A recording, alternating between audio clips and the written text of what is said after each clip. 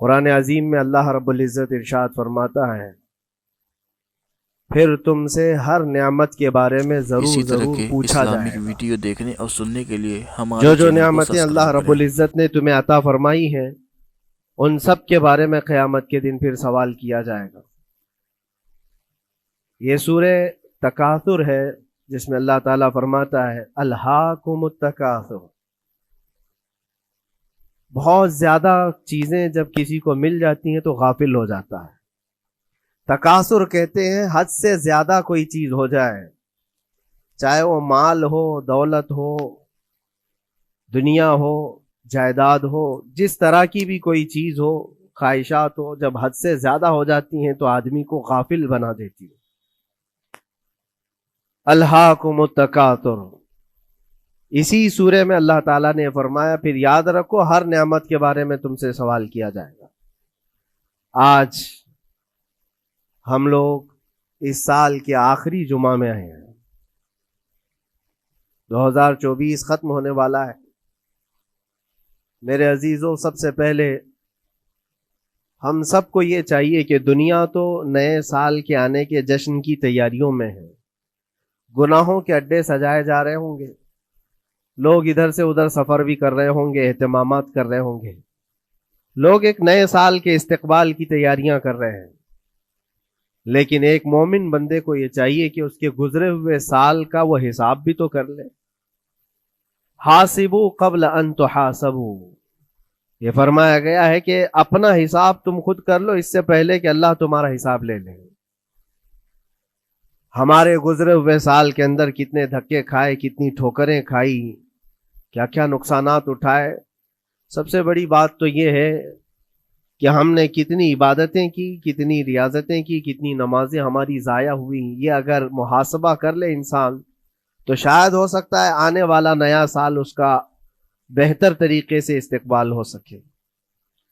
لیکن اگر صرف جشن کی تیاریاں کرتا ہے اور ہر نئے سال میں وہ اسی طرح کے دھوم دھڑاکوں سے داخل ہوتا ہے تو گزرے ہوئے سالوں کی غلطیاں اسے کبھی یاد نہیں آتی۔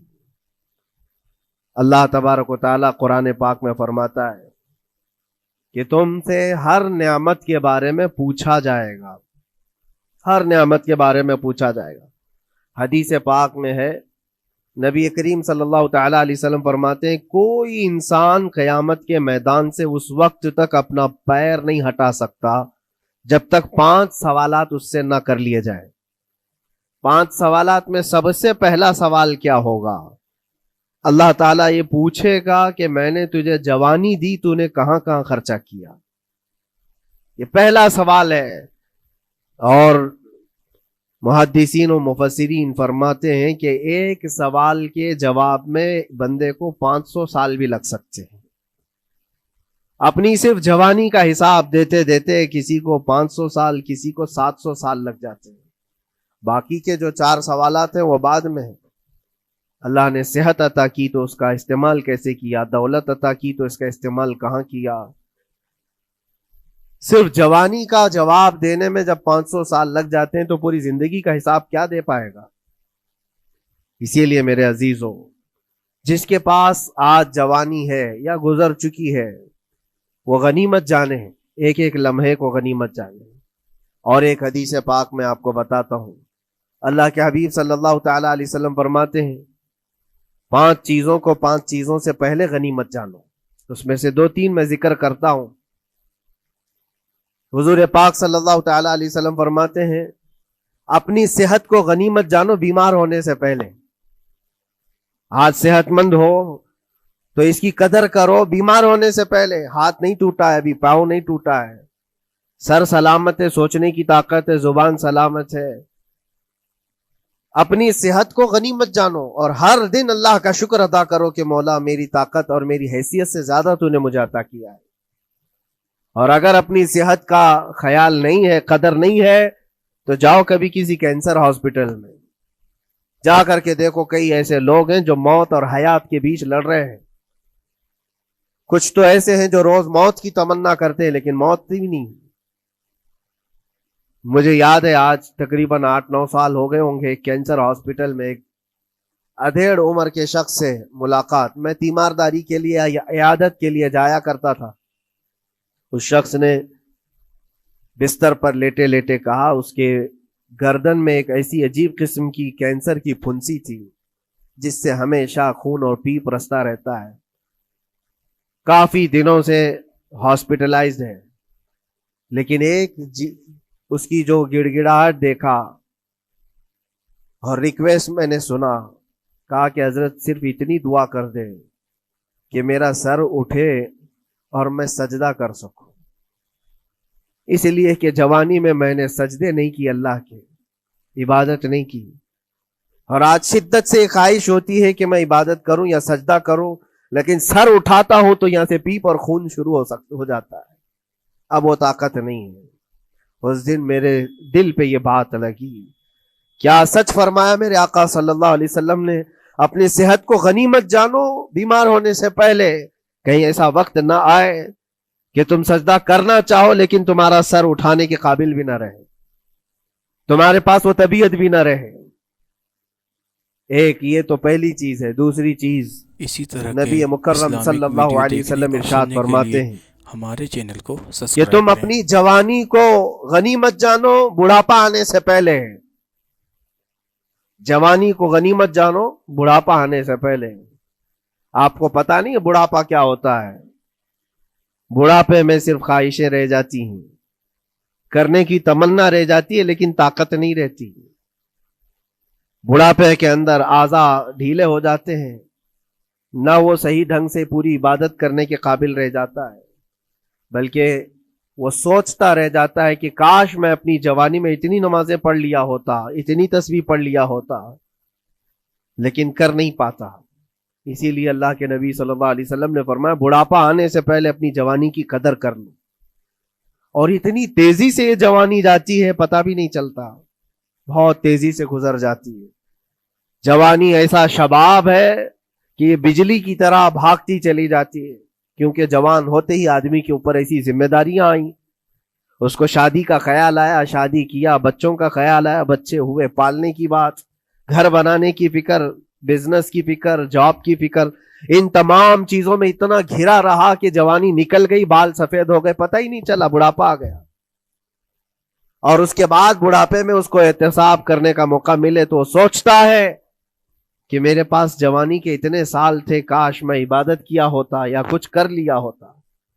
لیکن ایک بات یاد رکھو، گیا وقت پھر ہاتھ آتا نہیں، سدا دور دورہ دکھاتا نہیں. سب سے قیمتی چیز دنیا کی یہ وقت ہے جو گزر جاتا ہے. آج کا جمعہ پھر ہم صدیوں بعد بھی یا جتنی بھی زندگی ہو یہ دوبارہ نہیں لے سکتے، یہ واپس نہیں آئے گا ہماری زندگی میں. 2024 کا یہ آخری جمعہ ہے، پوری دنیا سر پٹک لے دوبارہ یہ جمعہ واپس نہیں لا سکتی گزر جانے کے بعد. یہ نظام کائنات ہے، وقت گزر رہا ہے. الوقت کالسیف، یہ وقت تلوار کی طرح ہے، اس کو تم کاٹ دو ورنہ یہ تمہیں کاٹے گا. تیسری چیز رسول پاک صلی اللہ تعالی علیہ وسلم ارشاد فرماتے ہیں، دو چیزیں میں نے بتایا. پہلی یہ کہ صحت کو اپنی قدر کرو، غنیمت جانو بیمار ہونے سے پہلے. دوسری چیز ہے اپنی جوانی کی قدر کرو بڑھاپا آنے سے پہلے. اور تیسری سب سے امپورٹنٹ ہے، اللہ کے نبی نے فرمایا زندگی کو غنیمت جانو موت آنے سے پہلے.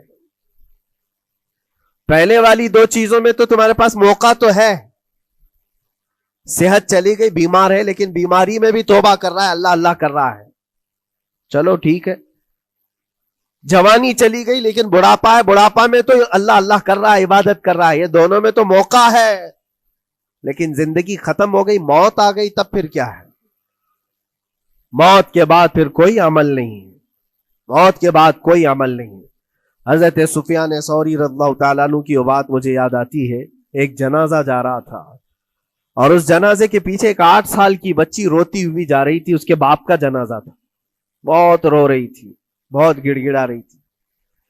کیا جملہ کہہ رہی تھی؟ کہتی تھی کہ ہمارے گھر پر، ہم پر جو آج مصیبت آئی ہے اس سے بڑی مصیبت کبھی آئی نہیں، بہت بڑا صدمہ ہے، بہت بڑی مصیبت ہے.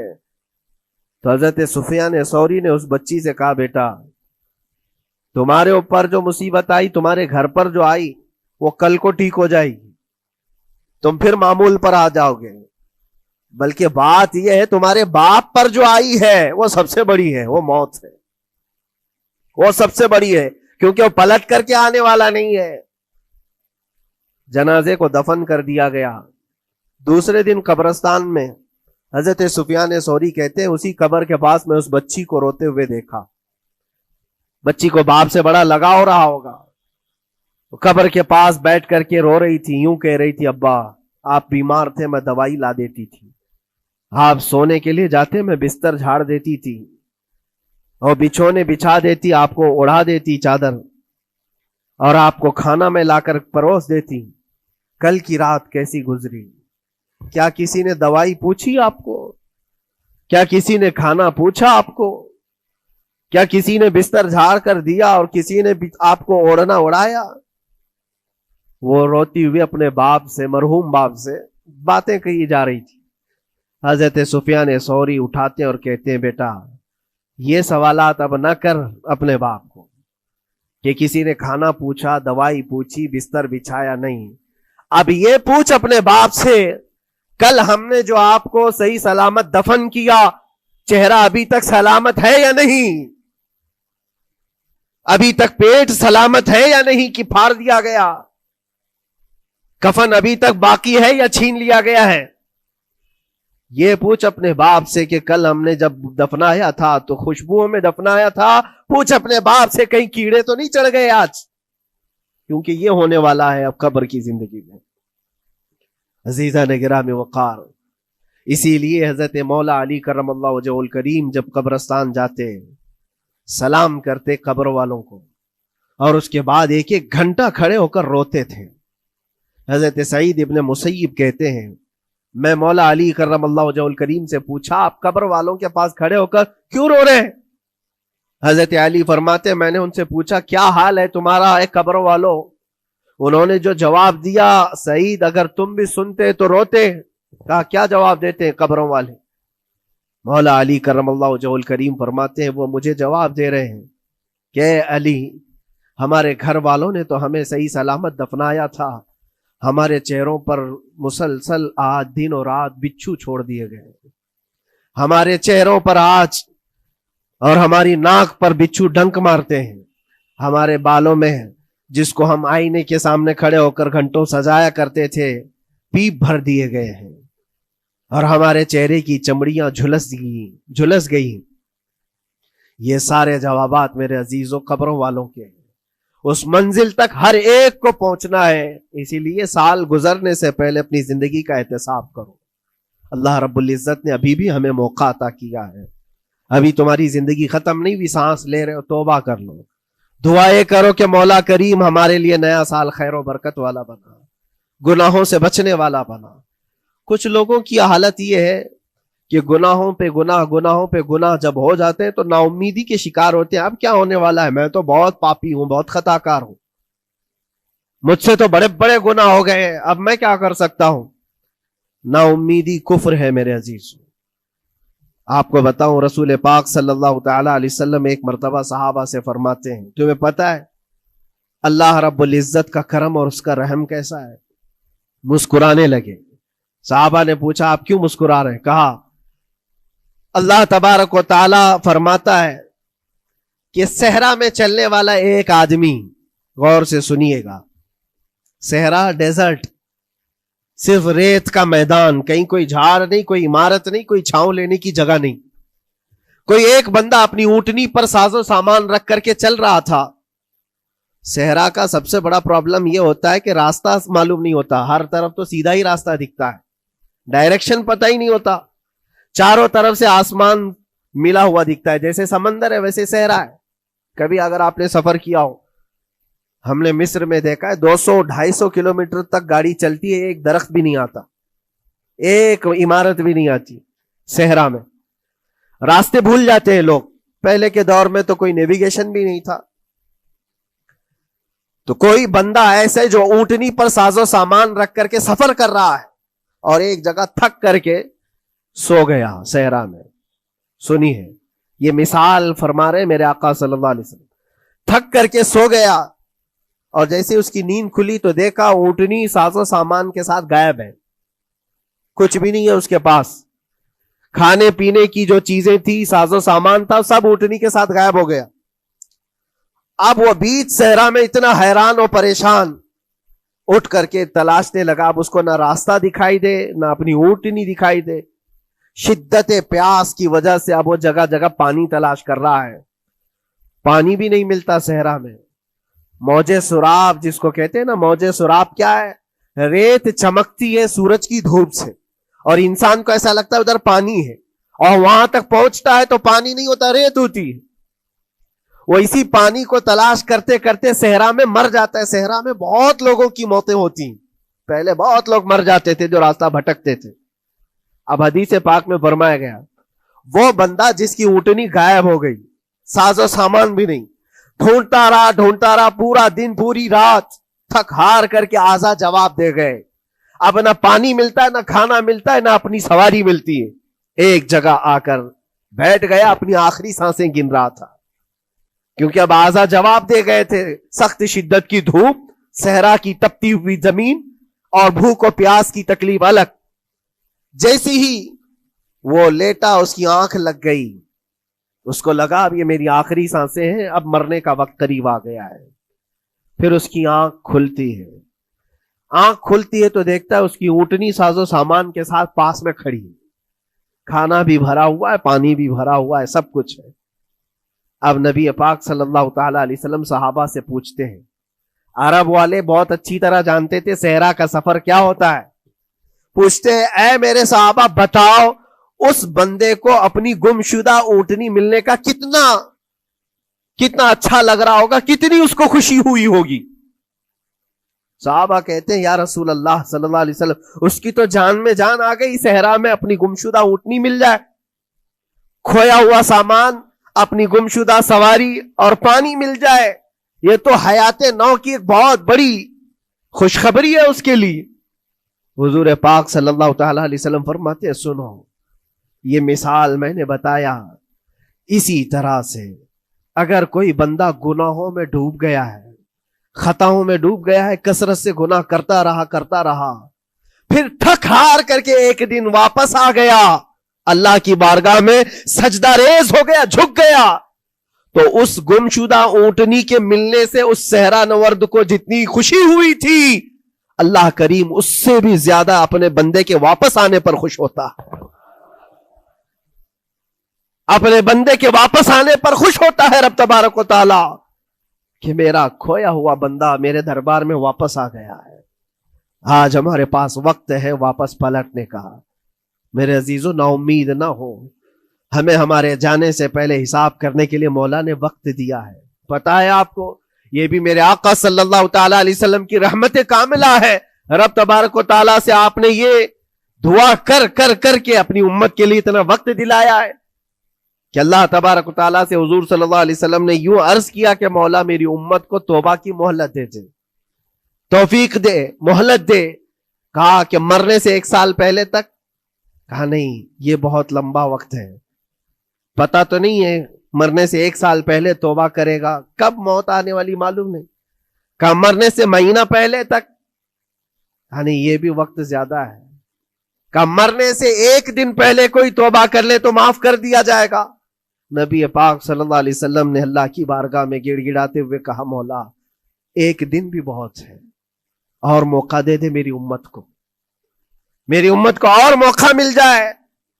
رب تبارک و تعالیٰ نے 1 دن پہلے توبہ کرنے والے کو معاف کرنے کا وعدہ فرمایا، لیکن نبی رحمت صلی اللہ علیہ وسلم نے عرض کیا کہ مولا اور بھی کم کر دے۔ رب تعالیٰ فرماتا ہے موت کا جو گرگرا آتا ہے، یعنی جو ہچکی آتی ہے، فرشتے نظر آنے لگتے ہیں، رب تعالیٰ فرماتا ہے اس سے 1 منٹ پہلے بھی توبہ کر لے میں سب معاف کر دوں گا۔ یہ صرف رسول پاک کی اس امت کے لیے، اس امت کا خاصہ ہے، مرنے سے 1 منٹ پہلے بھی وہ آ جائے اللہ کی بارگاہ میں، مولا معاف فرما دے گا۔ عزیزان گرام وقار، اسی لیے میں عرض کرتا ہوں کہ وقت تمہارے ہاتھ سے نکلنے سے پہلے تم آ جاؤ اور اسی دربار میں آؤ جہاں بیٹھنے والا صدیق اکبر بنا، جس کے قدموں میں بیٹھ کر فاروق اعظم بنا، جس کی چھاؤں میں چلنے والا عثمان ذو النورین بنا، اور جس کا لعاب پاک پی کر کے حیدر کرار بنا۔ اس دربار میں آ جاؤ، کامیابی ہماری وہیں رکھی ہے۔ اسی طرح اللہ کے کریم اسلامی ہمارا یہ ویڈیو گزرا دیکھنے ہوا اور سال، سننے کے لیے اس میں جتنے ہمارے ہماری چینل کو غلطیاں، کوتاہیاں، سبسکرائب کمیاں، بیشیاں، گناہ ہوئے ہیں، مولا اپنے فضل و کرم سے معاف فرما دے، اور آنے والے نئے سال کو ہمارے لیے خیر و برکت والا، ایمان و استقامت والا سال بنا دے۔ اسلام و سنیت کا بول بالا فرما، کفر و شرک کا منہ کالا فرما، گستاخان رسول کو تباہ و برباد فرما، شاتمان رسول پر تو عذاب علیم نازل فرما۔ اے رب کریم، اے احسن الخالقین، مولا ہم سب کو مرنے سے پہلے سچی توبہ کی توفیق نصیب فرما۔ وآخر دعوانا ان الحمدللہ رب العالمین۔ السلام علیکم۔